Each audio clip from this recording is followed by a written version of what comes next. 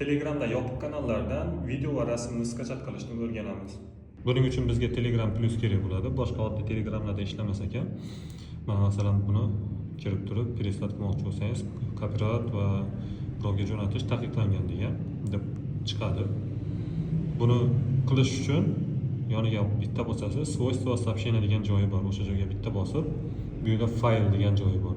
O'zi yana bitta usuli bor edi, uni o'rgatganman videolarda. Bu osonroq usuli. Mana shu fayl degan ustiga bosib tursangiz, mana bunaqa chiqadi. Jo'natish tipi отправить chiqadi. Bu yerdan Telegramni o'zini bosib turib, bu yerdan xohlagan bitta joyingizni tanlaysiz. Masalan, izbirindiga jo'natib yuboramiz. Buni bunaqa qilib jo'natish uchun o'sha faylni ochib olishingiz kerak siz.